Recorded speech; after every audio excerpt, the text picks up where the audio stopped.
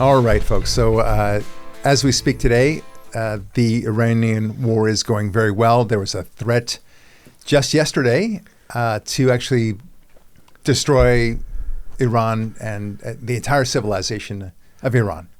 And it was going to be by 8 p.m. Eastern Standard or Daylight Time. Yeah.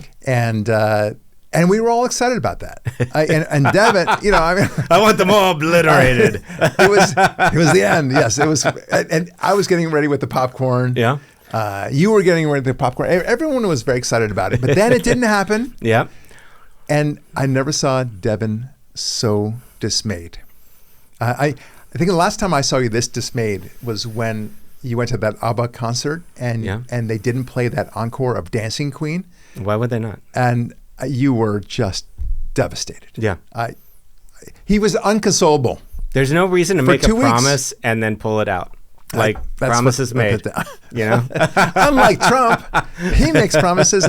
Anyway, so look, it's great that we've extracted a fantastic ceasefire for the time being, and I think it's a very punishing ceasefire on Iran. They are basically going to have to give up everything. We don't know all the details of the 45 points that Trump has raised. But I got to think that one of them is you are no longer going to be in control of Iran. Yeah. That's what I think. Right. And they have a 10-point proposal by contrast, and that's very favorable to Iran, of course. At the end of the day, I don't see the ceasefire holding for one thing. And even if it does hold, I don't know that there won't be more kinetic fire in the near future. That's what happened with the Gaza war, for example. And Hamas is no more reasonable or less reasonable than Iran.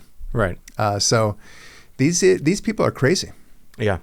And something's going to happen. By the end of this season, the end of spring, I think effectively, just like we expected, the war was going to be over. You called it. Yeah, pretty much. You called it. That's the first week of April. Yeah. And now it's mopping up stuff. They're not going to be able to do anything, the Iranians. And now we just want the regime out. Now it's the second phase of this war, which is to get rid of the regime. Right. And start. And the third phase would be to rebuild Iran with a new governance and, God willing, something akin to a democracy. But we'll see. Yeah. But everyone seems to agree that nothing can be worse than what's already at hand. And it's amazing that, like, one of the things that they did just before Trump said that you better agree to my proposals or else, is that they encouraged all these young children, teenagers, to go into battle. Yeah. And that they were somehow clamoring. Remember this is last week. They were clamoring. Yeah. To be soldiers for Iran. Yes, I'm sure they were clamoring. That's the word I would use. Yeah, I could see the clamoring the other way. Yes. But, That's right. How do I get out of here? Yeah. And now he also expected people to kind of rally around the buildings and use them as human shields. Yeah. And it's really, if you want to understand how evil a regime is, there you go. Yeah. Okay, now Hamas was no different. They were happy to use human shields. And they know that the reason why human shields work is because they rely on the decency of their enemies, in this case, America and Israel. Yeah. Other countries, maybe you don't want to do that. You Right. don't want to take that chance if you're going against, say, Russia, Yeah. right? If you had human shields for Russia, they would say "Das vidanya" or whatever. I don't even know what that means. and just spray everyone with bullets. Okay, you want to kill your children? Fine, we will do so. Yeah. Okay, but not America. We know that they don't do that, and not Israel. They would never do that. Israel and America, but especially Israel, because it's been in the combat zone all the time for so long. Before they battle and before they decide they're going to destroy a building, for example, they'll drop leaflets. Yeah. Way in advance, and completely killing the element of surprise. Right. And then they'll do knock-knock bombs, which means they'll drop a kind of a soft bomb. It doesn't do any damage to the building. It just basically says, knock-knock, this is the building we're going to destroy. So you might want to leave. Right. Okay. What country does that? Yeah. In the history of the planet? Yeah. And then what country does, it takes in soldiers of the combatants, the enemy. Right. And and brings them into hospitals and fixes them up. Yeah. And sends them back. Yeah. And then when one of the prisoners of war that they got, Sinwar, he had brain cancer. Oh. He was going to die. Yeah. And they insisted on curing him. And not only that, but they released him back to Gaza. And then he was the mastermind of October 7. Oh, God, that's horrible. You would think he's ungrateful. Right. That's Israel. Israel does these things. It will take care of the wounded of the enemy soldiers. And yet somehow they want to portray Israel as this horrific genocidal maniac. If they were genocidal, why would they treat the wounded of the enemy? Right. It's like Hitler and the Nazis, deciding, you got a kidney problem, we'll take care of you, and then they help you, and then release you. Yeah. It's a little inconsistent, incongruous, I would even say, with the whole genocide narrative. Right. Okay. So, but what are you going to do? I mean, these are madmen. And the people who support them are madmen. By the way, another thing that they do, and I just learned this from my son in the IDF, before they go into battle, the Israelis, they'll do a quick prayer. Really? For the sake, not just that they themselves survive this battle, but for the health and the mental health of the enemy that they're about to go. May they see the light. Yeah. May they not suffer too much. What country does that? Right. So anyway, that goes to our theme. Yeah. And the theme is, and something I'm working on right now in my book, Atheism Steals. And one of my chapters is that atheism steals history. Yeah. Okay. Now, what do I mean by that? It means that history, you have to ask, why do people even study history at all? And sometimes it's worth just kind of getting to the basics. Why do we study history? Because men get older. You hear this concept of, those who fail to understand history will be condemned to repeat it, that sort of thing. Okay. But is that the reason why they really teach history?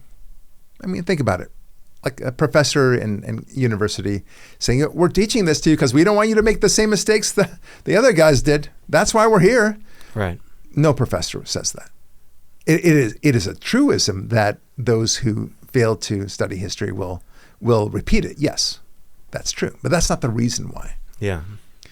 And another reason is, we want to, it's a collective sense of our history. We want to know who we are. It tells us who we are. Yes, that's true too. But really, I mean, it's not happening, because at Stanford, where I went, they dropped the Western Civilization course 2 years after I graduated. Really? And a whole bunch of other colleges followed suit. Wow. And now it's like history is a cacophony of stuff. You can go to university now and not study anything historically. Yeah. Likewise, in most high schools, there are 8 states that don't require American history classes. That is horrible. And in all the other states which do require it, it's only one small, credit. That's it. It's like you kind of blow through it. So they don't really there's no sense of the importance of history. They have to take it, but it's not really important. Yeah. It's kind of learning, I don't know, learning a little bit about, a certain language. Okay, you can learn German, learn Latin. Okay, yeah, it's helpful. Is it necessary? No. I would say that history is your most important class. I agree. In high school, for sure, and in middle school and elementary school, that is the most important. And if you take more of it and learn more of it in college, so much the better. But no one's interested in that. Yeah. And part of the reason I put it to you is that it's godlessness. The atheist regimes out there. Regimes is not. The atheist forces out there, put it that way. They don't want you to know about history.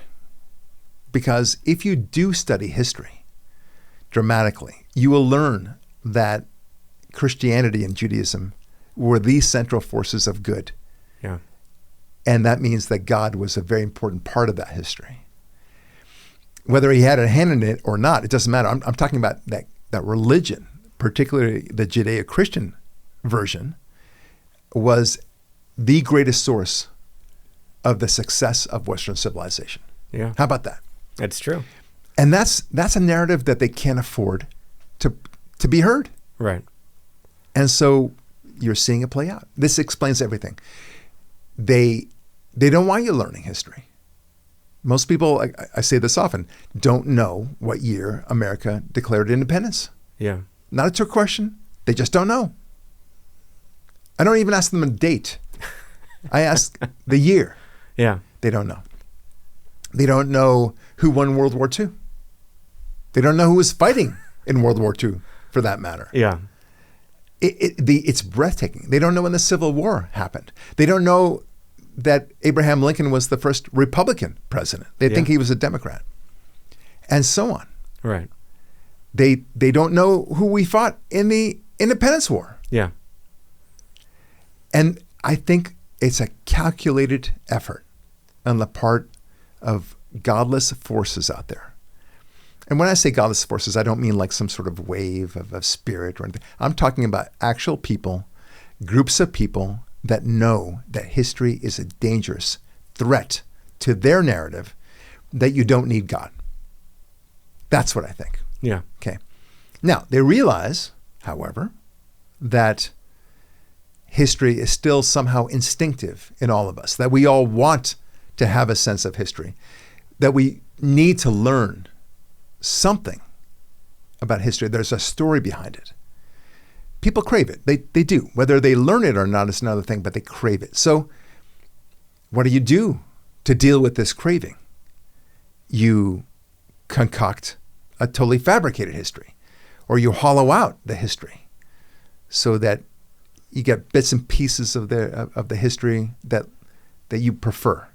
So, for example, regarding Christianity, well, Christianity was all about the Inquisitions. It was all about the Crusades, and it's all about priest molestations. Yeah. There you go. And presumably torture and everything else.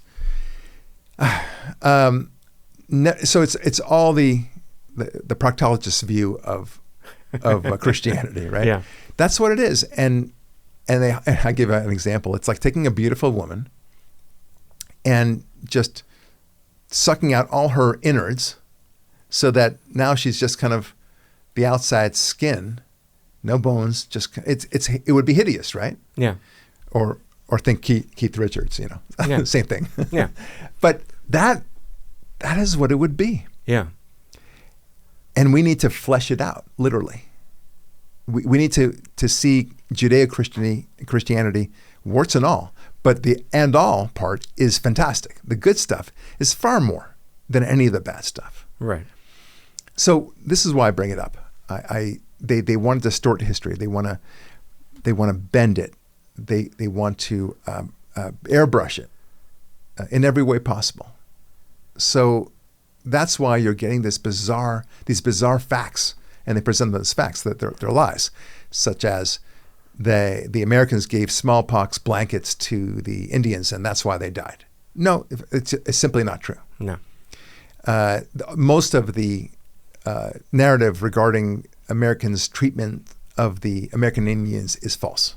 Yeah. It's just radically false. The American Indians were truly savages. Okay, they did horrific things to each other, not just scalping, but cannibalizing and doing unspeakable things. I cannot even say it, especially the Comanches. Yeah. And ask any American Indian today if they would prefer having their lifestyle now as it is compared to, oh, you're free to go back to your old ways. But remember, once you go back to the old ways, you're not allowed to now have cars and trucks and everything else. You have to go back to your old ways, which means no wheel, no horses, no electricity, of course, no air conditioning, and you live in teepees and you have all the diseases to your heart's delight. Okay, rape and torture and so on like that. Of course, they would not want that. No. So it's nonsense. And then the notion that slavery was somehow endemic to America. America invented slavery. It never happened before. Really? And then finally, the one that I always like to point out, which is this mantra that religion has caused more deaths than anything else, which is so absurd to me. Like, I mean, I proved it otherwise, and atheism kills. That is just absolutely false. Right. Godlessness has killed far more in just the 20th century alone. Yeah.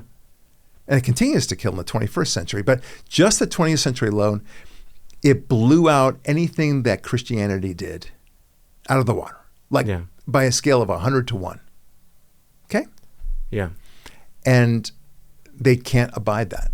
They don't want to believe that. I often say, look, I got to tell you right here and now, if I felt for a moment that religion caused more deaths, more mayhem, more torture, more evil of any kind than not having religion, why would I belong to any religion? Well, that would be stupid. Yeah. That would mean that godlessness is better. I would be a godless person. Right. It's like saying I'd rather be among the Nazis. No, I don't want to be among the Nazis. Yeah. But of course they're wrong. That's the reason why. But they have to shape history. They have to control history. And that's what you're seeing now. It doesn't change. It's not just the history. It's also the present. Yeah. When you hear them talk about Israel, about it being a colonialist, apartheid, and genocidal country, to say nothing of the lies they tell about Israel's history. And then what they're saying about America right now with the Iranian war. Yeah. We're supposedly doing horrific things. We don't have any plan, and they want us to lose. Okay, so that's the theme of today. Yeah, and it's quite shocking. Yeah, it's quite shocking. All right, later on today, by the way, we're going to have Jared Stone. He is an incredible young man who is very thoughtful. He's written a great book about it's a brief history of Israel and the Jewish people. And nice. Yeah. he felt compelled to do it. He's only 23 years old. Wow. I've read the book. It is fantastic. Really cool. But anyway, you're going to hear what he has to say about it, what made it happen for him. It's good. All right, let's talk about Iran. Yeah. Because apparently there's a war going on. There might be a war. Yeah. Yeah. Look, it's a slow week. This week, I mean, other than Artemis 2 being launched to the moon, the rescue of the 2 downed pilots from Iran, the firing of Pam Bondi, the birthright case hearings, the emergency executive order to fund DHS, threatening the dismantling of NATO because NATO allies refused the U.S. access to their bases and airspace. Yep. The decision of Iran not to enter into a diplomatic deal, and Rubio revoking the green cards of the niece and granddaughter of Soleimani for celebrating attacks on American soldiers. I mean, other than that, it's totally a slow week. Yeah. Nothing's happening. No. Yeah. No. Yeah.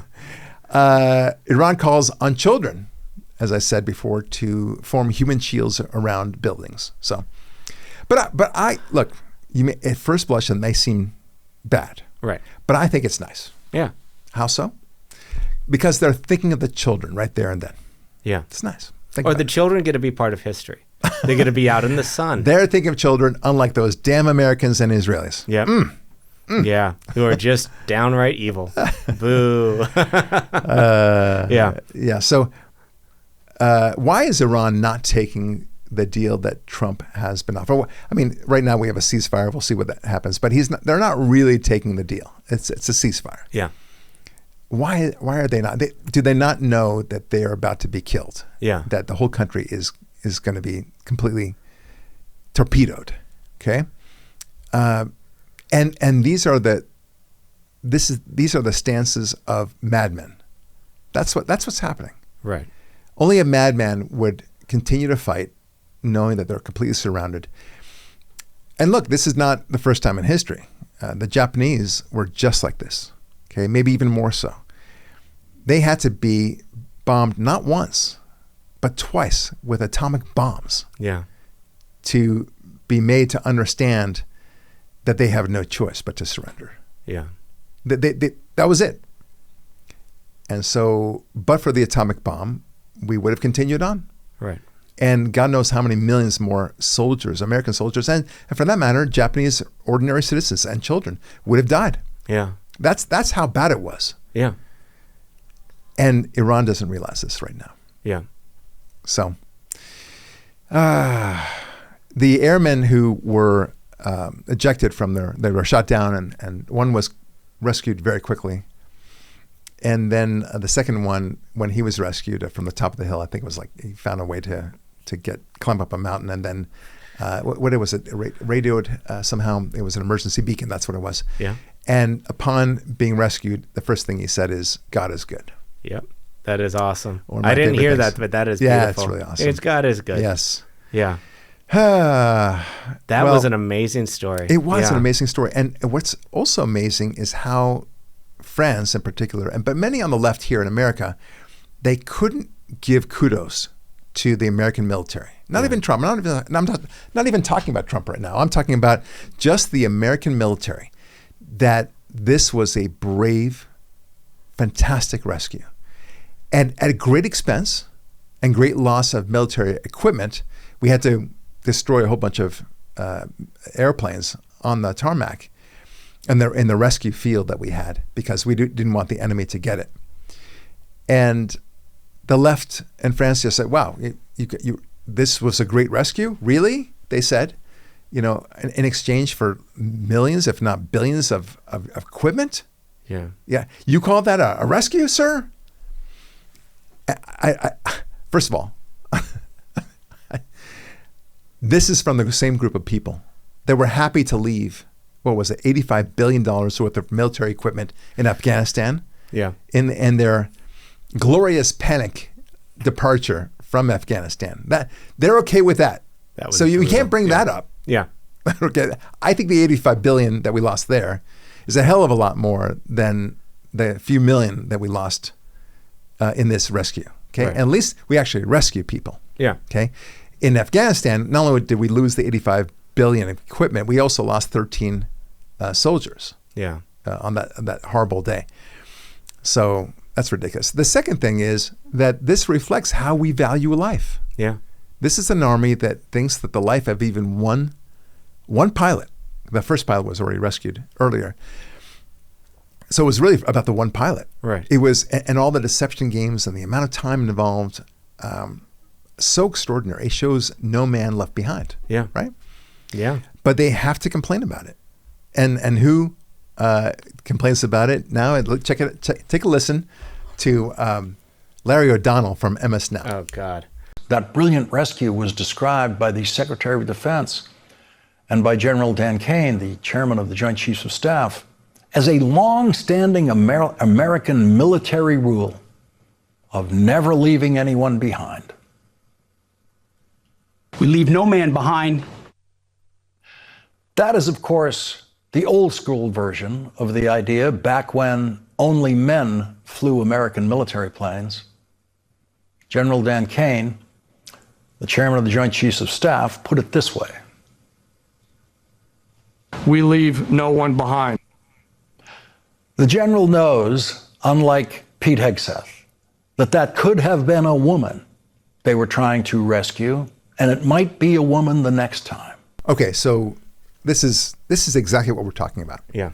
This is the idiocy of the left. Yeah. So, first of all, it's not even quibbling. He makes a big deal of how we're saying no man left behind as opposed to no man or woman, right?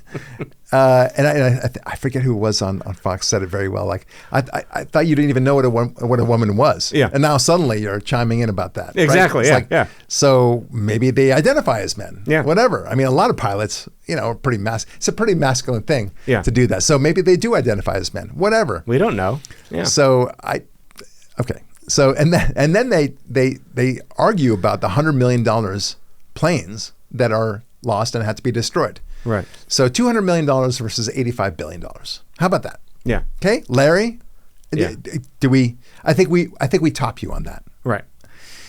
And then he's trying to compare it to the 120,000 prisoners we had to have in Germany. Yeah. Okay. We did rescue them. Yeah. They were prisoners of war. That's the way it works. That's not the same thing as here. They were not prisoners of war. They were stranded, and they were trying to get rescued, and that's what we do. Right. Okay. And the fact that they cannot give a win to the military, and again, not even to Trump, to the military. Yeah. shows you the real motives. Yeah. Bottom line. It's true. Yeah. All right. The next point of issues, there's a lot of things going on. All right. Now, from Epic News, this is before the actual recent ceasefire. Iran kept on rejecting ceasefire proposals one after the other, insisting instead on a permanent end to the conflict, along with firm guarantees from the United States against future attacks of Iran. The decision, announced on April 6 to reject any ceasefire, comes hours before Trump's deadline for Tehran to reopen the Strait of Hormuz or face potential strikes on key infrastructure, including power plants and bridges. Iran communicated its response through Pakistan, signaling that it is unwilling to accept a temporary pause in hostilities. We won't merely accept a ceasefire, Mujtaba Ferdowsi-Poor, head of Iran's diplomatic mission in Cairo, said in remarks to the Associated Press. We only accept an end to the war with guarantees that we won't be attacked again. Guarantees. Yeah. Do you realize that you're completely surrounded? You do not have the ability to negotiate. That's the sad part of it. Right. We see this, by the way, a lot in legal cases. We completely pulverize the other side. We get a judgment against them, and then they still somehow think that they have the ability to survive. It's extraordinary. Yeah. Anyway, at the White House, Trump said Iran is making a mistake. They just don't want to say uncle, Trump told reporters. But they will. And if they don't, they have no bridges. They will have no power plants. They will have nothing. Anyway, amazing stuff. Yeah. Amazing stuff. It's more amazing about the psychology that's going on. Yeah. On both sides, about the press reporting on it, Yes. and also Iran, too, Yes. where it is a form of insanity. Yes. Now, Daniel Pomerantz recently wrote an article, I think it was in Pajama Media, saying that most Americans support the U.S./Israel strikes on Iran. Yes, really. That's the title of the Yeah. And it's exactly what he's saying in the title, that the left would have you believe, and again, this is consistent with our theme, that somehow this war is incredibly unpopular. Yeah. And that Trump doesn't know what he's doing, and he's just throwing things around. He himself is just throwing hand grenades all over the place. And bomb this and bomb that. That's the image that they want you to have of him. Right. That he's reckless. In fact, that's what the New York Times said. Trump's actions in Iran are reckless. Yeah. He doesn't know what he's doing. He's a crazy man. Yeah. And but the reality is that Americans are really supportive of this war. Yeah. And Israel's supportive of the war. Europeans are at least Europeans are very supportive of this war, even though their leaders, profess otherwise. And guess who else is supportive of this war? Who? Iranians. Yeah. Yeah. People, regular citizens of Iran love this war. Thank you. Yeah. Okay. I defy you to find me a Persian, especially a Persian Jew, but it doesn't matter, any Persian living in Los Angeles that is not for this war. Right. Okay. That's it. Yeah. Except maybe Soleimani's niece and grandniece. She's no longer living in LA either, but yeah. Yes, yeah. yes. In fact, why don't we talk about so Soleimani's niece and granddaughter have been detained by ICE. Ooh, ICE so bad, so very bad. they were probably tortured. Right. For all we know, because ICE, are Gestapo, and they I don't know, slice your eyes out and things like that. Cages. Yes, of course. They probably don't return people's phone calls. Yeah. Maybe I'm exaggerating there. Yeah. Anyway, they were living here while celebrating Iranian attacks on Americans. Wow. These women, while living high off the great benefits that America offers, right? Yeah. So they revoked. Pete Hegseth Marco Rubio revoked their green cards. And the left is upset about this. Oh, of course they are. Yeah, yeah. It's something about biting the hand that feeds you, I think. Yeah. Is that the expression? Yeah. Yeah. You hate America so much, then why do you want to be here? Right. If you're celebrating this. And not only that, so they can't claim political asylum because the country that they would go to would welcome them with open arms. Right. And in fact, they did welcome them with open arms. They went back and forth to Iran constantly to see their uncle and all the other mullahs that loved them. Of course. And guess what? They wore hijabs. They don't wear hijabs in America. You've seen that in all their video taking. A little inconsistent. Right. Incongruous, to use our word again. Incongruous. All right. A New York Times article recently said that Iran may emerge out of all this as, wait for it, a superpower. Oh, God. Yes, that's right, a superpower. Because that's what happens when all you do is get slaughtered and you lose your entire Navy and your Air Force. That happens all the time. Right. Right? When your leadership gets completely killed and you lose all your ballistic abilities completely. It's all obliterated. Yeah. That's how you become a superpower. Yeah. But, okay, so the theory is that they are going to be controlling the Strait of Hormuz. And by that, they'll have ultimate extortionist power, and they could just charge to their heart's delight. Right. Okay, so this is the New York Times, by the way. Here's what's missing in the New York Times article. It profoundly decides to reject obvious facts on the ground. One of them is, we're at war with Iran. Right. Okay? We're going to take over the Straits of Hormuz, or they're going to give it up, and a new regime will take care of the Strait of Hormuz. Okay? Right. They assume, they forget all this stuff. Yeah. This is what's happening. And they just presume the regime is going to continue on in power. Like there's been no war so far. Right. That the leadership has not been completely decimated. The Air Force has not been completely annihilated, and so on. Right. They just presume that. Yeah. And then this argument they make that they can exercise extortionist control. Well, that would be true before this war. Right. They had control of the Hormuz. In fact, even more so before this war. Yeah. How did this war make them more in control of the Strait of Hormuz? Right. Nowhere in this, I read the entire article. It's breathtaking how it decides to create a picture of the way things are, and then say it's going to be a superpower because of this. And no doubt people will be talking about this in cocktail parties. Well, I read in the New York Times that this is only going to lead to Iran itself being a superpower. Right.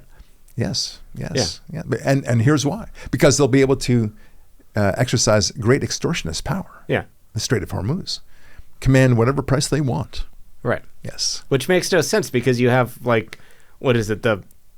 It's a peninsula, so you can just go to the other side with a couple pipelines. Yes. It's not like you're locked into that. If they charge too much or if they even charge at all, we could just not go through that. We can make that defunct. We can, but I mean, it's still the Strait of Hormuz feeds so much gas or oil to Asia mostly. Right. America, I think, gets something like 17 or 18% of our oil from it. It's not as much. Right. So we can say, okay, we don't need you for that, but it would wreak havoc throughout the rest of the world, and that's not a great thing. But it doesn't matter. We want to make sure that they don't even control almost 20% of our oil input or imports. Right. So we've got to do something about it, and we're going to do something about it. You think we're going to leave this war with letting this regime stay in charge? No. Really? Yeah. That would be a complete victory for the Iranians. You think that Trump's goal is to punish them, just to pound them and say, see, how do you like that, buddy? That's what you think this war is? Yeah. Yeah. I'm telling you, these people, the left, they want the Americans and Israel, for that matter, to lose. They want them to lose. Completely. Yeah. And the theory goes something like, I don't know. Well, what they could have said is, look, I hate the Iranian regime. They're evil people. They've done horrific tortures and such. And I want America to win. I make no mistake. But I question the tactics here. Is this going to achieve that the right way with the least amount of loss of life? Okay, I can understand that. That is the classic liberal, party out of power response. Right. I want them to win. But they don't even say that. They just say, we're going to lose. This is an awful war. and doesn't say anything about what they would prefer to happen. Yeah. Same thing with Maduro. Yeah. They didn't say, I applaud the capture of Maduro, but I don't like the way we did it. Okay, no, they just say this was wrong. Right. How would you like it if somebody just grabbed you and put you on trial? Yeah. Sir, Maduro was an evil man. Do you understand? No, I'm not going to deal with it. Yeah. Amazing. Yeah. They're consistent, though. They are exactly consistent. right. Israeli Defense Minister Katz said that residents of southern Lebanon would be barred from returning until the safety and security of northern Israeli residents is ensured. Yeah. I'm glad to hear that. What's happening now is that Israel has decided to move to reoccupy all the land of southern Lebanon up to the Litani River. Yeah. And that's a great buffer zone. Now, Israel used to have that as a buffer zone before before September of 2000. And then I forget who the prime minister was at the time. It might have been Barak. I don't know. But they decided to pull out of that so that the Hezbollah wouldn't have the argument. The reason why we're fighting you is because you're occupying southern Lebanon. Right. Well, the reason we're occupying southern Lebanon because you're firing on us. Right. So it's like what do we call it, the chicken and the egg situation. Exactly. Yeah. So as soon as we moved out of southern Lebanon, and I say we, Israel, guess what? Hezbollah moved all the way to the border. Yeah. And continued to fire rockets on Israel. Okay, so all right, well, you proved our point. We're going to take it again. It'll be a buffer zone. And now Israel might go further than the Litani River. I hope they do. Yeah. Litani River is only about 20 miles into Lebanon from the south. And we need to go much further. Right. Yeah. And that'll learn them a little lesson. And then just, you know what, just take it. Yeah. You know, Israel's being accused of being a colonialist country. Okay. We're going to be accused of it anyway. Right. Take it. Yeah. And meanwhile, let's also take all of what they call the West Bank. You know, maybe buy the land. I'm okay with that. But let's go. Right. You know, Israel has just as much of a right to the land, if not more, of the so-called West Bank than any Arab that's living in there now. Yeah. It's not as if that area was ever a country of its own. It used to belong to Jordan. Right. We acquired it after the 6-Day War because Jordan stupidly decided to go into this war, to the 6-Day War, and we captured it as part of the spoil of war. Right. That's it. Yeah. You forfeited that land, and now you say somehow it was always a country. It was an autonomous country. Yes. Yes, and with a rich culture and tradition and presidents and legislatures and everything else. Oh, and it was a full-on democracy, don't you know? Oh, yeah. Yeah. Anyway, I think it's good. I think we should do with the West Bank what Israel did with the Golan Heights. Yeah. Which is to say, look, it's our country. Right. And that belongs to us. We've annexed it. Yeah. And that may seem like a tough language, but these guys are forfeiting it right and left. Right. You're throwing missiles at us and then expect us to do nothing? Yeah. And just hope you stop firing missiles at us? That's what the world expects of Israel? Right. No, we're going to take your land. You have forfeited your land. Yeah. That's a war. You're calling, you're declaring war upon us. Right. And in the process, we take your land. Why is that different than any other war in history? It's really not. Every single war. And anytime you show mercy, anytime there's peace, then it becomes a staging ground for even something worse. Yes. And yeah. It's wild. Yeah. All right. Yet another Iranian leader was killed a couple of days ago. Wow. And I'm very happy about that. The temporarily acting supreme leader of Iran, Ayatollah Arifeh, was killed a couple of days ago. This was after new strikes in Tehran. Apparently, Israel learned who he was and where he was and created another vacancy in the top leadership position. Wow. What does this mean? It means that the life insurance market for top Iranian officials is gone. Yeah. Like, no one is thinking of these people, and I think that's wrong. Right. So... Yeah. On the other hand, if these Ayatollahs, as they quickly get displaced, if only they had Obamacare, they might be okay. Yeah. Somebody needs to think of their families. Think of their families, yeah. Socialized medicine is what they need. And Yes. Yeah.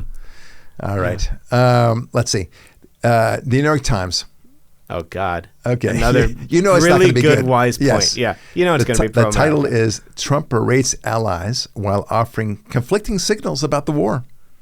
All right. So, yes, he's berating the allies for not supporting this war when they themselves benefit out of it, NATO in addition.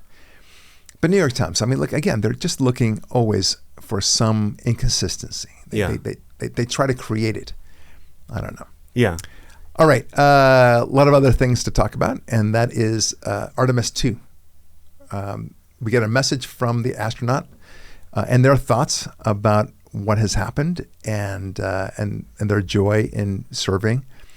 And there's one in particular that I love so much. Yeah. And here it is.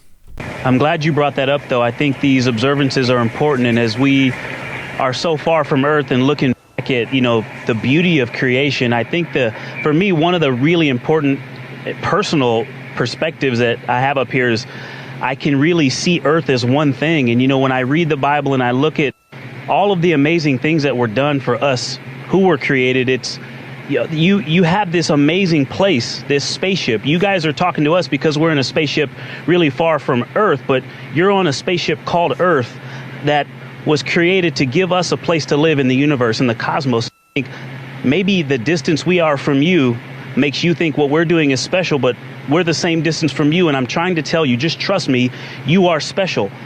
Okay, so you get the message. Yeah. And he talks about God. I mean, what a wonderful man. Right. And I bet it just drives atheists out there crazy. Oh, yeah. Because he's not only an astronaut, but he's a scientist. Right. Right? He's a space explorer. Yeah. And his conclusion is that there's a God. Right.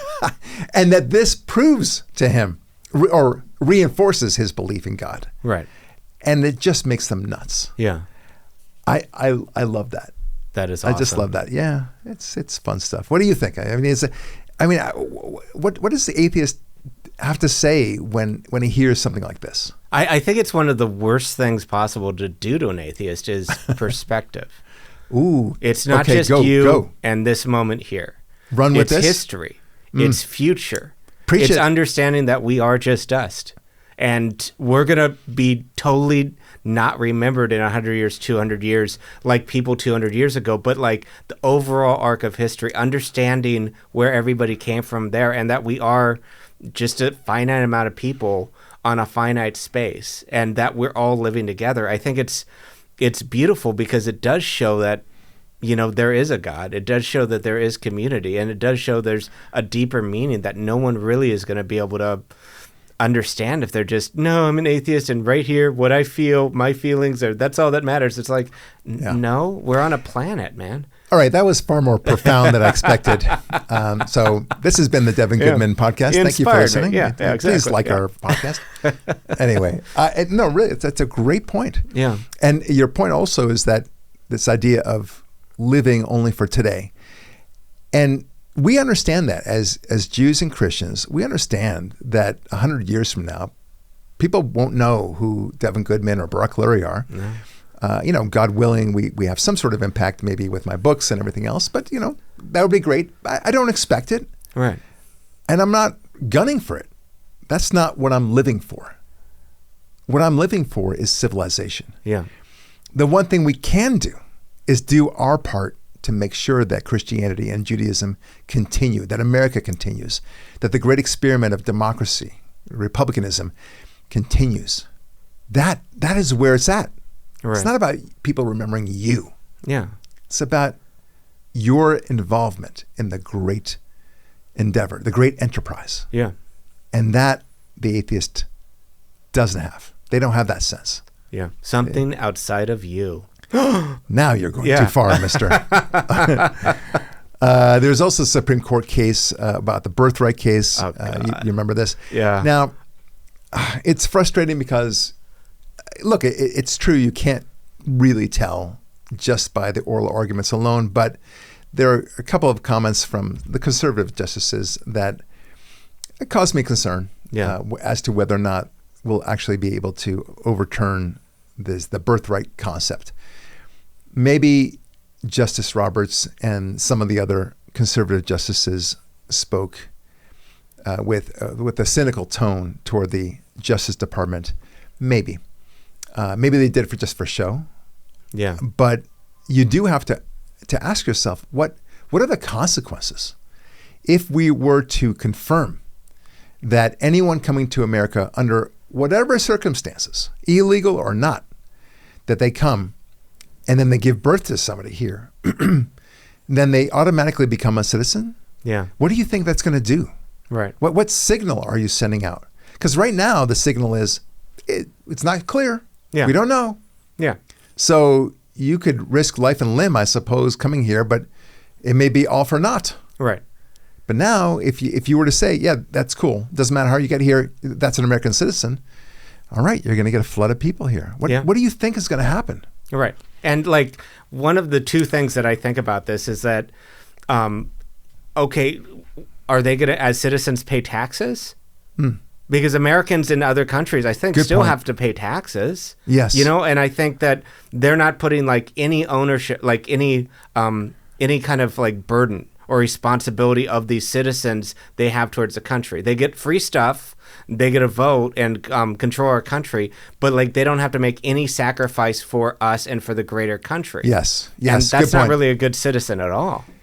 Well, it's not just good citizens. It's, it's a birthright, literally birthright. Yeah. And we don't get to revoke their citizenship. I mean, if somebody becomes an American right now, right. Let's say from Hungary, I don't know, I just chose that country. Yeah. And then they say nasty things about America, and they work against America. Not only can you jail them, but you can also strip them of their new citizenship and send them back to Hungary, in my example. Yeah. But you can't do that with somebody who was born here and is an American from the get-go. Right. There's nothing to strip. You could certainly arrest them for treason, let's say, or anything else criminal. Put them in an American prison, but you can't deport them. You can't strip them of their citizenship. Anyway, you get the idea.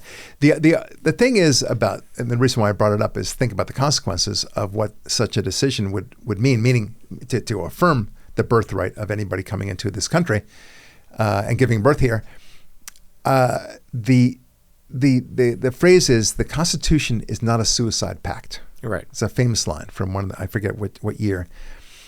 But the Constitution is not meant to destroy itself. Yeah. Okay. It's not like if you read into the Constitution some sort of message that would ultimately cause the demise of America, then you cannot, that will not work. Okay. That's the bottom line. And I think this is an example of something that would cause the demise of America. Yeah. I know. That's just me, Barak Lurie, simple guy that may or may not be remembered 100 years from now. And I have something to add to it because it will. Oh, God, again with the additions. It will actually cause the destruction of America. So if the Supreme Court goes the way I actually have that intuitive thing I feel, and I hope not, against it, they're kind of like an invading army. That's one way of looking at it. It is an invasion. I mean, that's what Trump called it when people crossed over the border. I think that's a very fair description. Yeah. All right, let's move on to Pam Bondi. She was fired. Oh. I think Trump handled this very well, and to Pam Bondi's credit, she handled it pretty well too. Yeah. She showed appreciation for her time in the administration. Look, there are rumors about her being a shill for the rhinos, for the deep state, that there was some sort of effort on her part to undermine the Trump administration, to slow walk all these prosecutions. There was a release of a Trump email to Pam Bondi, effectively saying, "What's the matter with you? Why aren't you prosecuting these people?" Yeah, I remember that tweet. Yeah. Now, who knows whether that was released on purpose or otherwise, but let's say it was released innocently. I think that does reflect the sentiment that he had about Pam Bondi. Like, what are you doing? She was supposedly this tough cookie, and she didn't do anything. No. So now we have somebody else, and I have great hopes for him. But she just, look, at the very least, she wasn't tough enough. No. Okay, now saying whether she's a shill for Bush and other people in the Rhino community, I don't know. We'll let time tell. Yeah. I wouldn't be surprised. Yeah. But that reaches the level of conspiracy talk, and I don't know if I'm ready to engage in that without further facts. So we'll take it as it is. But I do think, and I agree with Trump, that she was not forceful enough. Yeah. We need some accountability for what happened during the Biden years. That was pretty evil. Yeah. And they're in turn, of course, saying that what he's doing is retribution to the Biden administration. Well, okay, it's kind of like the Israeli Hezbollah situation, like the chicken and the egg, right? I mean, like, you guys did some crazy stuff. Yeah. And you're pretending as if it didn't happen. Yeah. You just invented out of whole cloth. And many of these things are now being reversed on appeal. Yeah. Including the Letitia James attack on him. Yeah. All right. Interesting. So here's something that people are again upset about when it comes to Trump, because he made recently a comment. This is it's related to the Iranian situation, but he's now talking about invoking God, and people just won't have it. What? No, they don't like it. All right. So here he is. Take a listen. You've said glory be to God in this conflict. Do you believe that God supports the United States' actions in this war? I do, because God is good. Because God is good, and God wants to see people taken care of. God doesn't like what's happening. Okay, so look, the most important part of this is that he's saying he's invoking God's names. Right. God is good, he says. Yeah. And the left is just crazy because God is a toxic word for them. Yeah. They can't. They have the impression that the First Amendment means you can't even mention the word God. Right. Like it's a dirty word. God is like the N word. Yeah. Okay, the G word now. Yeah.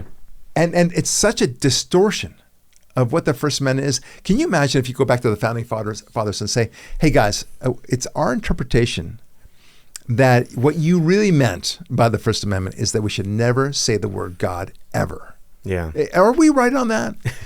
Like the founding fathers would look at each other and say, "Are you crazy?" Yeah. On the contrary, we want this to be a Christian country. We're just saying, don't make your own church here in America.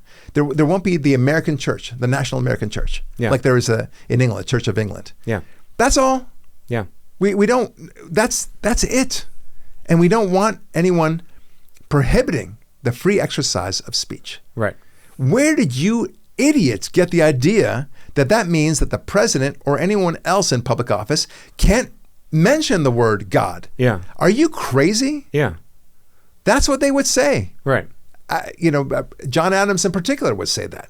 He said this whole democracy cannot work without a God-fearing people. Yeah. It's meant for no other. It's not meant for atheists. Right. Yeah. I can't abide. Look at me. I am not abiding. That you're seeing correctly. Not abiding. Yeah. Yes. Yeah. So they're very upset about that. And the title, this is from the Daily Beast, Trump 79, just in case you want to know what age he's. Why do they put his age on it? Right. Like Trump 79. Yeah. Makes bizarre boast he knows what God is thinking. Oh God. That's their takeaway. Right. That I know what God is thinking. Yeah. I'll tell you what. I think that's not that hard to figure out what God wants in this thing. Okay. I can tell you with great confidence that God does not like what Iran has been doing for the past, say, 47 years. Right. Throwing gays off of buildings, right? Forcing gay men to transgender themselves, forcing women to be stoned if they show a little bit of hair. I've got a good feeling that God doesn't like that. Yeah. Okay. There you go. Right. I'm telling you what he's thinking. Yeah. And do you think otherwise? Yeah. Because if you think otherwise, then you've got a very uninformed view of God. How about that? Yeah. Okay. It's nuts. So the bottom line is that we're comfortable with Trump evoking God. Don't you want a president that evokes God? Right. Do you want a godless president? Is that your ideal? Because you can say, look, I don't want my president saying the word God, okay, or even invoking him in any way. Yeah. But what if he believes in God? Right. Would that upset you? Even more. right? Because he doesn't say it. He does everything you want. He doesn't say the word God at all. Yeah. But he believes in God. Right. Are you upset that he might be informed in his decision-making by his belief in God? Yeah. Okay, presumably it's not just that he's talking about God. It's that you don't want him taking action based on his Christian or Jewish beliefs. Right. So therefore you want an atheist president. Yeah. Who doesn't believe in God. But if you have an atheist president, then there won't be any America. Yeah. Because there's no reason for exceptionalism. What are you fighting for? Right. Why would you go against Iran? Why would you go against any attacker? Why don't you just negotiate every sort of deal with every enemy of America and never fight at all? Right. Because what's the point? Yeah. We're all going to die anyway. Right. We're all earthworm food as it is. What's the point of borders? What's the point of culture? Yeah. Nothing means anything. Yeah. And the nihilists out there, and that's what atheism ultimately devolves to, is nihilism, will say, yeah, it's cool. Yeah. But just open the borders. Right. And we'll just take the goodies as they come, and that's that. Yeah. I mean, and the natalists, they're the ones who believe that nobody should be born at all. Yeah. That no one should be allowed to have any children. Yeah. And then go even further, that we should all kill ourselves because we're blights on the planet. Yeah. And the animals, well, they're the true natives of Earth.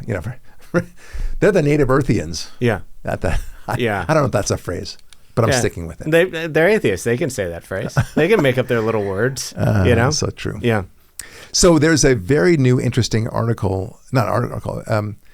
that shows that, this is from CNN, saying that the Democrats are in trouble for the midterms because the Republicans are 5 points ahead in popularity, much more so than Democrats were in their times in the midterms. Right. In 2014 and 2010.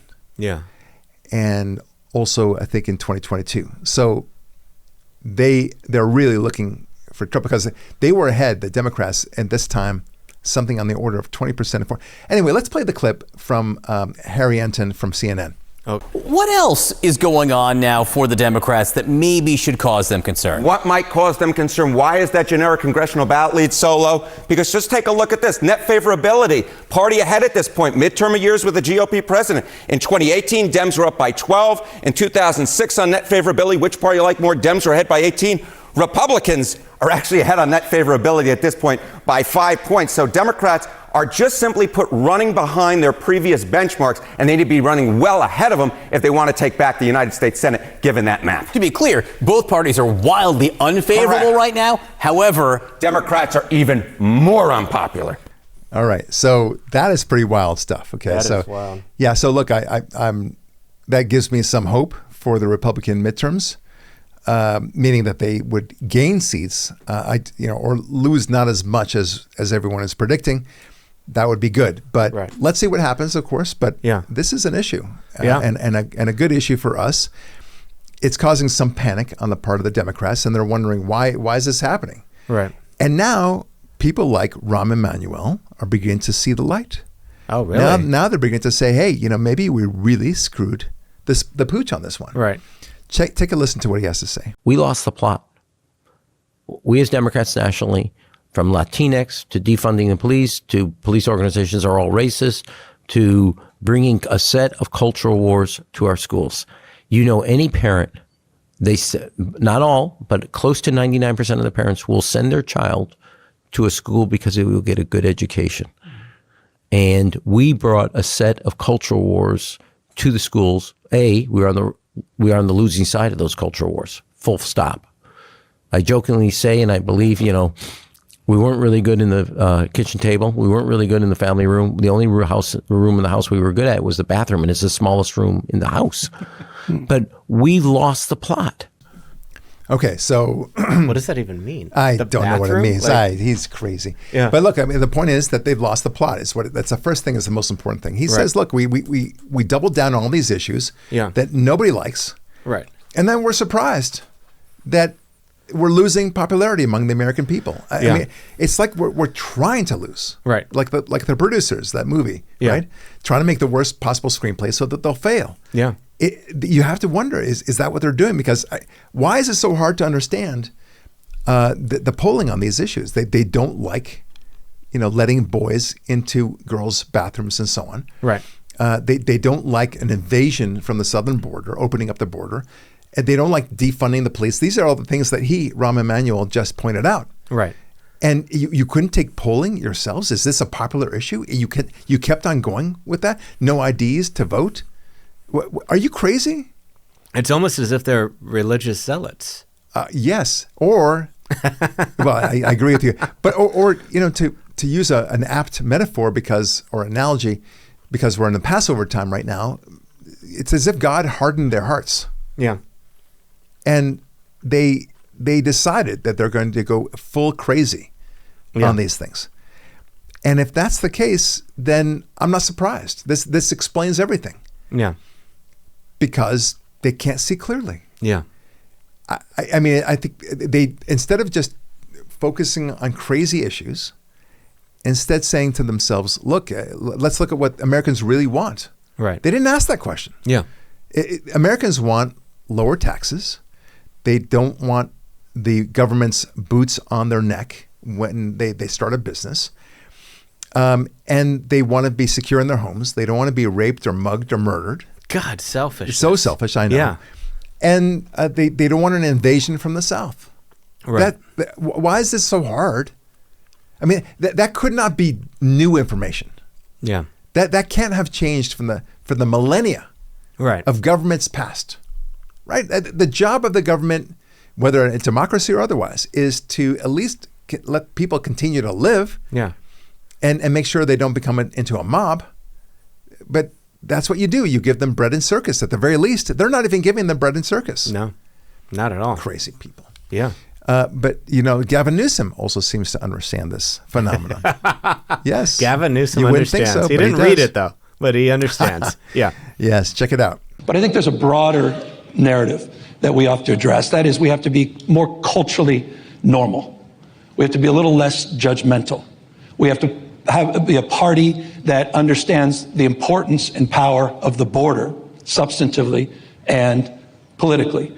We have a party that I think needs to design and develop a compelling economic vision for the future where people feel included, to reconcile the fact that if we don't democratize our economy, we're not going to save democracy. And I don't think it's healthy that we have 10% of people that own 2/3 of the wealth in this country. All right. So he goes on and on about nonsense, but he said people need to be more culturally normal. And this is only a couple of months ago that he said this. Yeah. And he's kind of directing himself toward a presidential campaign. I kind of get that. And now he's also talking about 10% owning 2/3 of the wealth in this country. That's actually not bad. Yeah. I mean, that's actually pretty good. Right. What do you want? You want the top 10% to own 10%?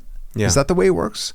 Because the math doesn't math out there. Right. Right. It's if the top 10% people making billions is only owning exactly dollar for dollar with everyone else, then you would. I mean, it just makes no sense. Yeah. Of course, they're going to own bigger homes. Right. And more land. That's the way it works. Yeah, they're richer. They have more money. And that's good. That's good for the economy. And he doesn't get that. Right. Anyway, the most important part of it was that somehow everyone needs to be more culturally normal. It's an interesting phrase that he chose. Yeah. I think. Well, thank God they're actually coming to some sense. Yes, exactly right. You know who else has really lost the plot is Gavin Newsom's wife. Yeah. Who has decided that she's going to tell the world about how woke she is and how important it is, as she raised her own boys, to play with dolls. Right. Right? That classic. Is this child abuse? Who knows? I've given our boys dolls, even if they tear the head off. I've given them dolls to learn that care and caregiving is not just an activity that's reserved for women, but that it's also an activity that is a responsibility of men. What I've done with both my daughters and my sons is, if I'm reading a book and the protagonist is a male, I just change the he to a she. And it just normalizes for my sons in particular. I don't even just do it for my girls. I do it for my sons because I want them to see that women can be the center of a story, that women matter. Okay. Where do I begin with this? Oh, God. Okay. If my wife started giving dolls to my sons, I would say, are you crazy? What's the matter with you? Yeah. Like, are you trying to make them gay? I mean, right. Seriously, I would say that. And she is. I would try to say they're trying to feminize my boys at the very least. What's the point? Yeah. Dolls are something that girls like. Yeah. Okay. It's good to give dolls to girls, and good to give cars and tanks and pretend plastic guns to boys. Okay. Yeah. I'm gonna say that it's outrageous. Okay. I want them to have pretend battles in the backyard. Right. That's what I want. I want to imagine them defeating bad guys. You know what? Because it's my job as a dad to make sure that my boys become men and that my girls become women. Yeah. That's the deal. Okay. And I want to nurture that. And guess what? I've got two fantastic, very masculine boys who are very well adjusted. Thank you very much. And I've got a daughter who is very athletic, but also very feminine. Yeah. Okay. And I love that. Yeah. I love that she goes out and gets her nails done. I love that she cares about and nurtures when she sees little babies. That's what they do. Yeah. She's all woman in that sense. And she's going to be a great mom one day. She's going to be a great wife one day. And I think she's going to be super happy. Yeah. Okay? And this idiot thinks that she's doing something wonderful. She wants you to be very impressed with her. Right. And all I can say is, you're crazy, lady. You're doing terrible damage to your kids. Yeah. At best, the best thing that can happen is that the boys especially will say, wow, mom threw these dolls. She was crazy. Yeah. That's all, that would be a great result. Right. That they would be able to put you in perspective for the idiot that you are. Yeah. Okay. Yeah, I'm just going to throw this out there too, where it's like the dolls thing, okay, we've all had that 5th or 6th daiquiri and we kind of went crazy. But when you're going to put the kids on a national stage, maybe don't talk about that. I gave them dolls, made them play with dolls. Because they're going to be asked about that constantly. You are right. You are so right. It's an embarrassment, and it doesn't achieve what you think it's going to achieve. No, you think you're sending a signal like, oh well, I'm just going to get some perspective here. I understand about nurturing now. That's really important, Mom. And then to hear a story where the protagonist is a she, even though the book says he. Women don't understand, apparently, or this woman doesn't understand, that boys need stories of courage. Okay? Yeah. Girls don't. They can, but it's not the same thing. Yeah. Girls need and love books about relationships. Yeah. How they rectify a problem, how they navigate a relation issue. Yeah. Okay, that's why these TV series, what is it, Bridgerton, right? Some book about the aristocracy. Bridges in Madison County? No, Bridgerton. Okay. It's a TV series, an English TV series where English. yes, very it's good. English, and it's all the help of the royalty in this mansion, and they have their issues among themselves, and then there's the help that is fretting all the time about whether they're going to be fired. But that's it. Yeah. And that's fascinating to my wife and my daughter. Just fascinating. To me, I feel like that the old woman in the movie Airplane, where she just wants to, hang herself with a rope. It's terrible. Yeah. And likewise, when I showed my son the movie 13 Hours, a lot of action. It's like total action. Yeah. Great movie. I don't know if I've ever seen that. Oh, it's fantastic. Yeah. It's about the Benghazi situation and okay. Hillary Clinton. No, okay, have seen you that. Did see that. Okay. With that guy from The Office. Yeah. Yeah. So super action. It's great. Yeah, that's a good one. Yeah. So he's all into it, and then my wife and my daughter are like, yawn. Yeah. Like, okay, that's great. Why is that so bad? Right. Who's saying that one is better than the other? I didn't say that. Yeah. I say they're different. Okay. I'm glad my wife is the nurturer that she is, and she wants to be the nurturer. Right. When she sees a baby, she goes crazy in a good way. Yeah. She wants to hold the baby. She wants to talk to the baby. And that gives her meaning in life. It's great. I think babies are cute too. Yeah. I mean, I have 3 kids. I love that time. But I see a woman holding her baby. I do not have an instinct. Hey, I need to hold your baby. Yeah. Okay, that's weird. Right. And I think she would, the mother would think that's weird. Yeah. And not from a, kind of criminal sort of point of view. I'm simply saying it would be weird. Yeah. It's like a man wearing a dress. Yeah. Okay, but I mean, of course that would never happen. Men would never wear a dress. Nope. That's ridiculous. No. I mean, maybe I exaggerated too much there, but you get the idea. Yeah.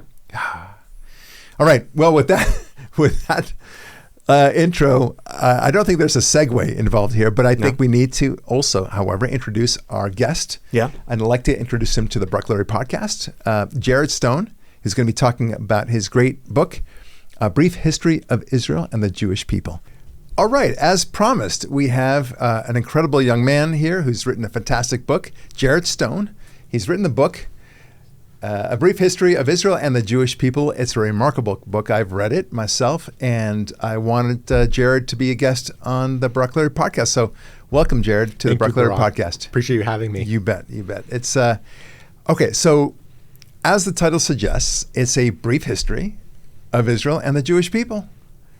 And the ultimate question is, you're a young guy. You're 23, I heard. Yes. Right? And you graduated from Princeton, and then you decided, I'm going to write this book. Is Correct. that right? Okay. Mm-hmm. What prompted you to write this book? What made this happen? So I was a junior on campus when 10/7 occurred, and obviously there was a great deal of fallout among the anti-Israel crowd. But what worried me perhaps even more as a Jew who's dedicated to my faith and to the state of Israel was the extraordinary lack of historical knowledge within the Jewish community. And so I started to ask around and came to the conclusion that this was an issue of epidemic proportions, not only within my own community at Princeton, but across the country. Yeah. And so in the summer of 2024, I had the opportunity to start writing a manuscript for a book like this. I figured that there needed to be a middle route between the kind of small pamphlets that we often see around Israel advocacy and the large 1,000-page long academic tomes that you often see. Yeah. And this is really charting the middle path. And so I spent over a year writing the manuscript. We got it published late last year. And this is really the first part of a broader national campaign that I am undertaking to encourage Jewish historical literacy in communities across the country. Fantastic.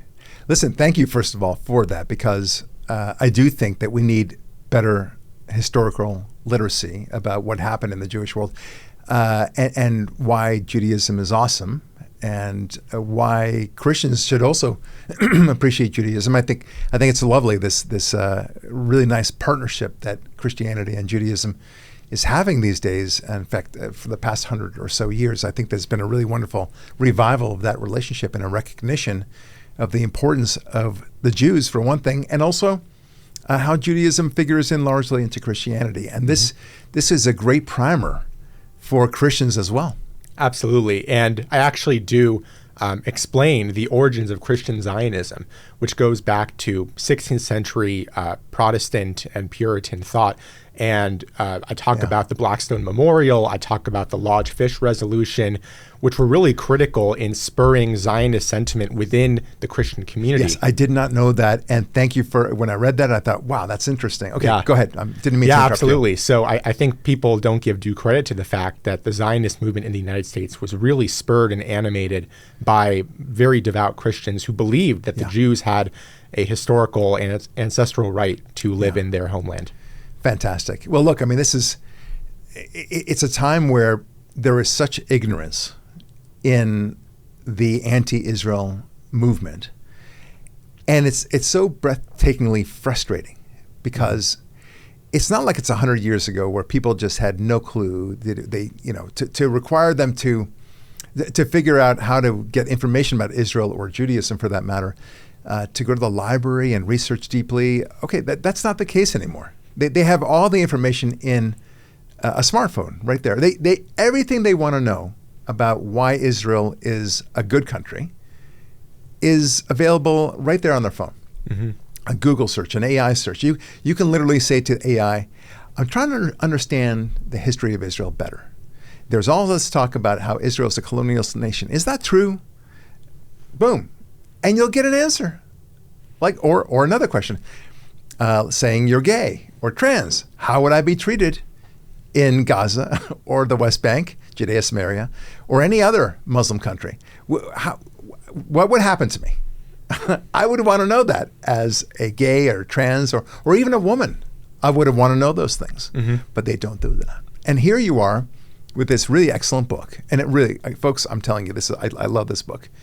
It's so impactful. It gets to the chase of everything and it's not, you don't get lost in the weeds. That's what I love about it. And it's nice and compartmentalized, good subheadings, and you go from one area of discussion to another. And I highly recommend this book. And thank you for writing it. So I wanted to know what compelled you to do this, but you said after October 7, you realized that there's a dearth of Jewish knowledge and information about this. Do you think it's improving? Since October 7, have there been more Jews and Christians, for that matter, who are suddenly awakening to the history of the region and the history of the Jews? I think so, but I think more work can be done. Yeah. I don't think you see it in the headlines, but I think there is a feeling, among many Jews and Christians, I should add, who are formerly disengaged, that they need to really lean into their heritage and this tradition of which they are a part. This is what gives people's lives purpose and meaning. Yeah. And I think that was reinvigorated in large part after 10/7. With that said, I think more work needs to be done, and I'm hoping that this book can serve as a catalyst for that very process in communities across the country. All right, so I'm going to ask a question too. I ask all authors of any book that they come on the Barak Lurie podcast. Tell me about two paragraphs, not what am I saying, two chapters in this book that you find to be even most intriguing for yourself, the ones that you really loved. Yeah, so my book is split up into 5 sections. Yeah. The first section covers all of Jewish history from biblical times to around 1870, which was around the time of the genesis of the proto-Zionist movements in Russia, like Hovevei Tzion. I'm really interested in the genealogy of Zionism. I have 2 pages that list out all the different types and flavors of Zionism, political Zionism, cultural, spiritual Zionism, labor, revisionist, religious. I find that really, really interesting. And I think that every Jew who feels a sense of attachment to Israel can configure themselves within at least one of those strands of Zionism. Sure. I personally am a scholar of the revisionist movement. I actually wrote my senior thesis on early revisionist thought at the same time as I was writing the manuscript. And so I felt very, very moved by that. So that particular section I found interesting as well. So the guy goes to Princeton and, of course, has to do a thesis. He's a total slouch, as you can see. Doesn't everyone do that? I mean, okay. Everyone who gets an AB degree at Princeton has to do that. I see. Okay. All right. That's fair. You're being modest. But, okay, so tell me about another chapter in the book that you found to be super enlightening for yourself, because whoever writes a book, they always discover something new that they didn't expect. What else? So there's another chapter where I talk about this kind of large process that occurs within Israeli society after 1967, which is this turn back toward tradition and religion within the public square. Now, I think it's easy to overgeneralize that phenomenon, but it's also a very, very important one to understand about Israeli society. Because after 1967, where, of course, Israel wins the Six-Day War, and it absolutely captures the imagination, not only of Israelis, but of Jews across the world, there is a sense that, now we can go back to the West Bank or Judea and Samaria.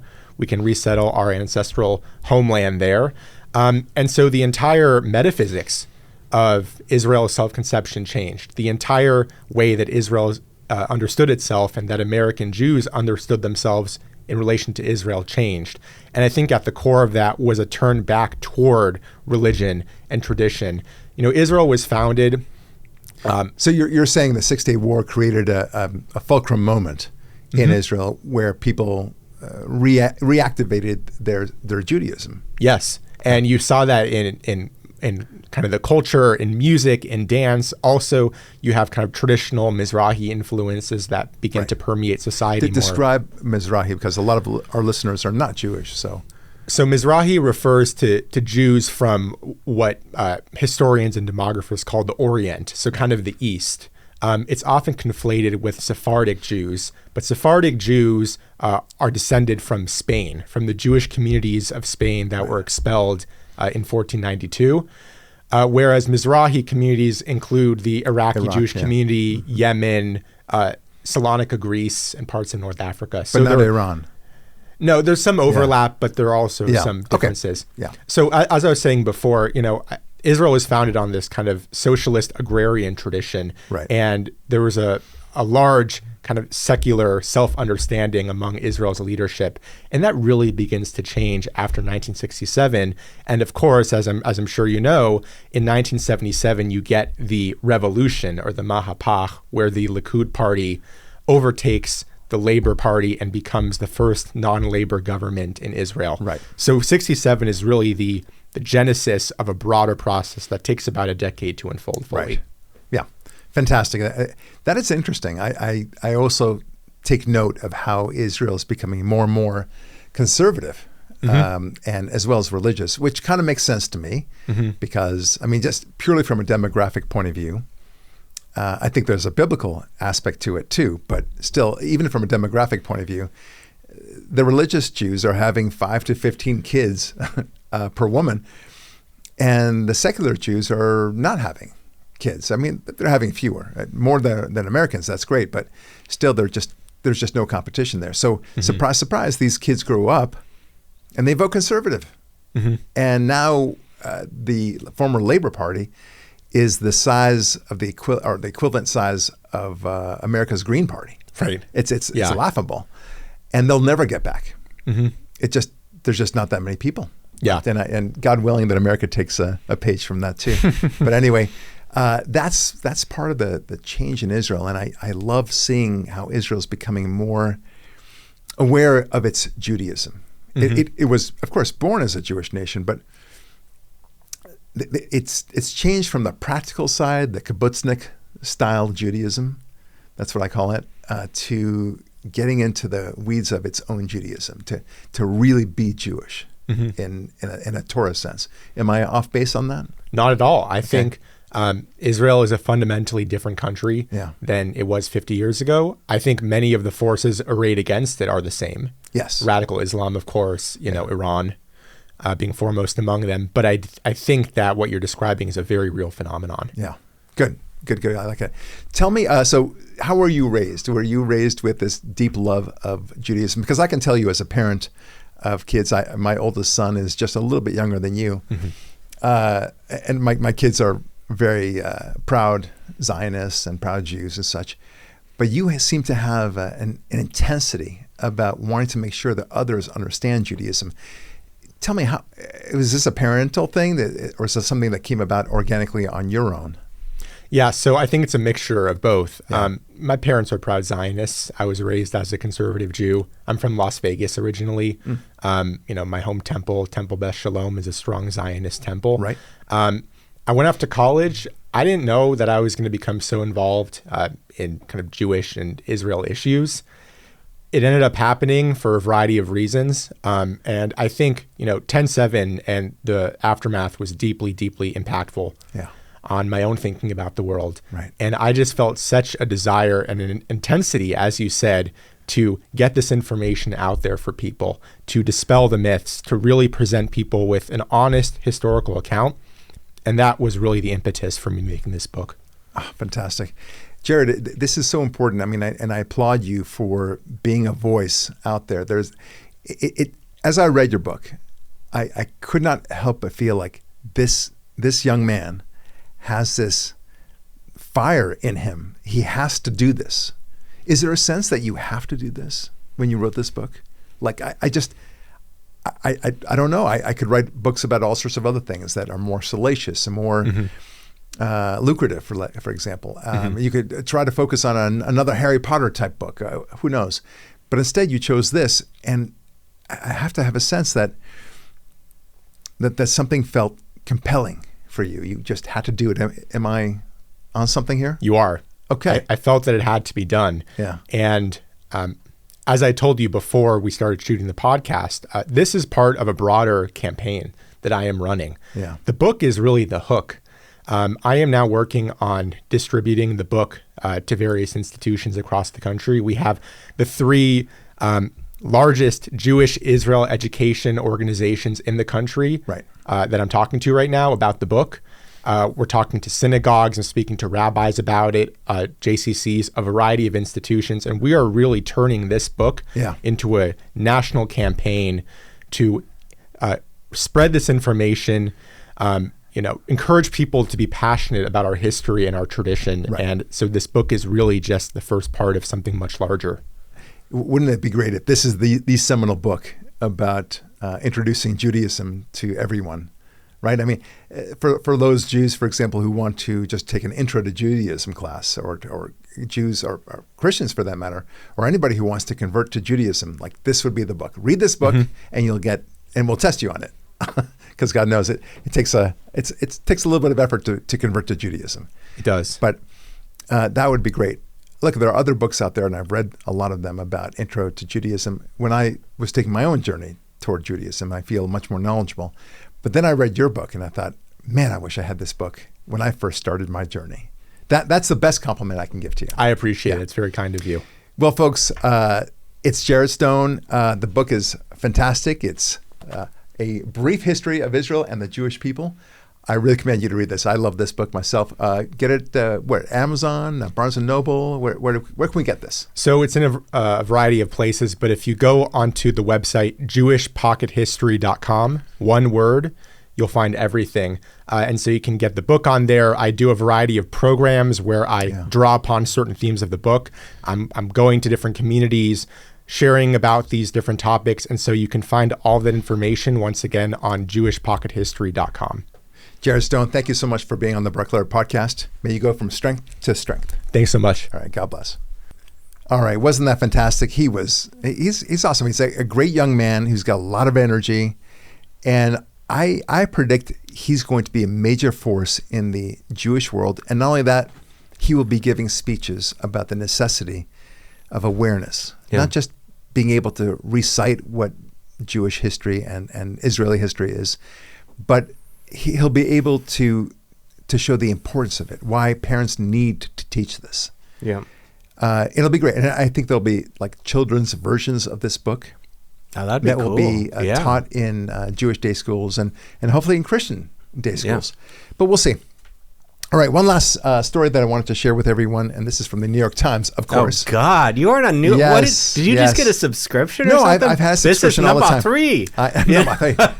I'll tell you why, because I want to hear what the bizarre lefties are saying and how they spin things and how evil it is. So how evil they describe Trump as and how they twist the words. Yeah. It's almost laughable. So I enjoy reading it just for that. And like the New York Times article about how Iran will be a superpower that we read, which is so absurd. And then we dissect it, right? What's the phrase? Dismantle it.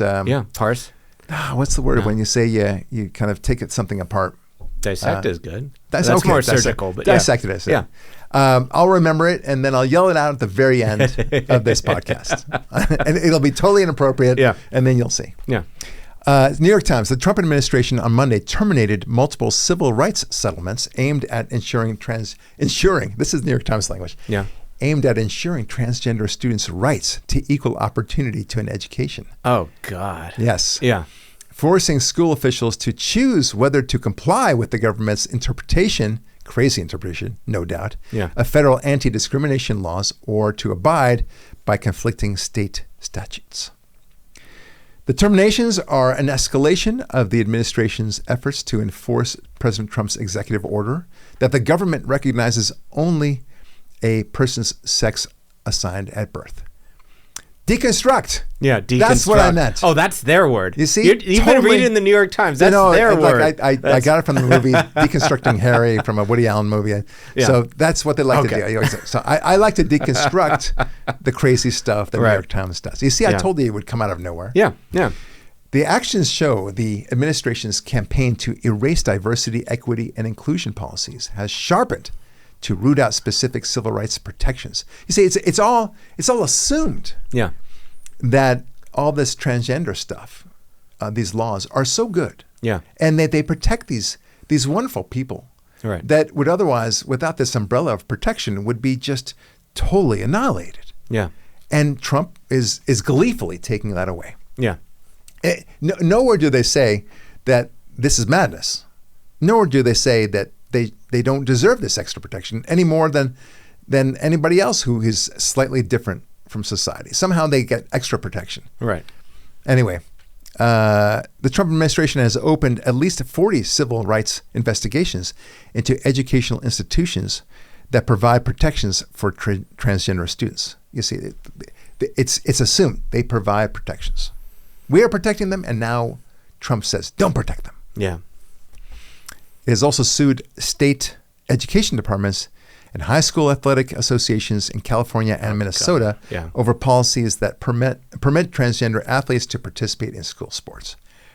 A total of 27 states have restricted the participation of transgender athletes in school sports. You can just see them nodding, shaking their heads. Yeah.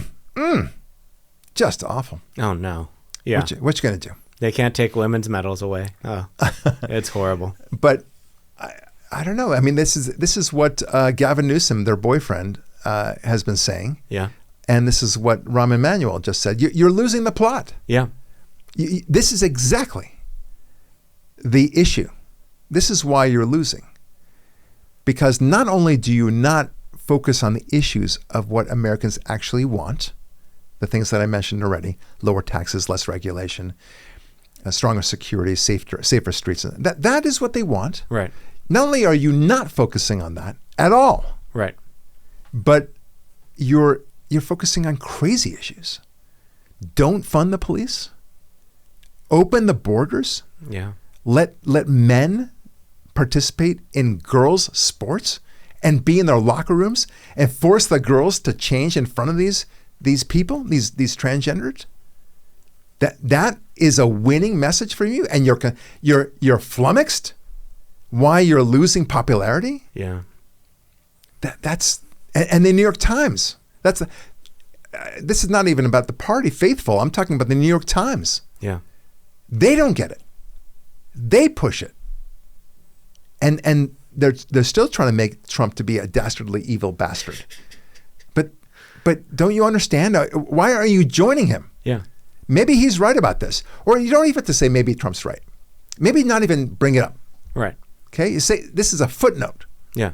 Trump has issued a law. Instead of characterizing it as how he's trying to destroy protections that otherwise would have spared the lives of transgender students, something like that. I mean, you might as well say that. Yeah. Just say he's filed a lawsuit. Yeah. That's it. To undo it. Yeah. Done. Yeah. Why can't you be neutral as you purport to be? Exactly. Or just say Trump says this and he believes this concept, which, we believe this concept or others believe this. Like, why not give both arguments and let everybody decide? Well, they can't be allowed to decide. Yeah. I mean, you have to tell them what to think. Yeah. Oh, yeah. Or else they might think something else. Yes, exactly right. That's why we need to change history. Yep. That's why we need to change current events and just hollow out everything that actually is good about the Republicans, about Trump, about Christianity, about Judaism, about America, about the Western civilization. Just, you need to hollow that out. Yeah. And tell people what to think. And if you only give them so much information, well, then that's all the information that they'll regurgitate back to you. Yeah. Okay, that's it. How many times have you heard that we raped and pillaged the Native Americans? Yeah. Right? Everyone has. You've heard that many times. It wasn't that way. It's just an utterly false history. Right. How many times have you heard that America invented slavery? That there was no other slavery elsewhere? Really? I don't even know where to begin. It's madness. Yeah. You hear this and they say it to you, but they're just hollowing out reality. Yeah. And they know that you'll run with it, and then you'll just regurgitate exactly what they tell you to. And that's why they don't give both sides. Because if they did give our side of it, too many people would agree with it. Yeah. Not everyone, but too many of them would say, well, maybe they got a good point. Too many of them, worse yet, would see that the Republicans might have a legitimate position. It's a reasonable position. They don't agree with it. Yeah. But it's reasonable. And they can't have that. That's the R word. Yeah. They're not reasonable. They're Nazis. They're fascists. Gestapo. All those things. Yeah. All right, folks. Well, I certainly hope you enjoyed this podcast. Remember to like this podcast. Subscribe to it, please. We're really growing in numbers, and I'm just so thrilled about this. And we have great guests as well, as you just saw from our good friend Jared Stone. He's really a remarkable young author. You're gonna hear about him a lot in the future. In the meantime, this is Barak Lurie signing off, saying, God bless, be strong, and we'll talk with you next week.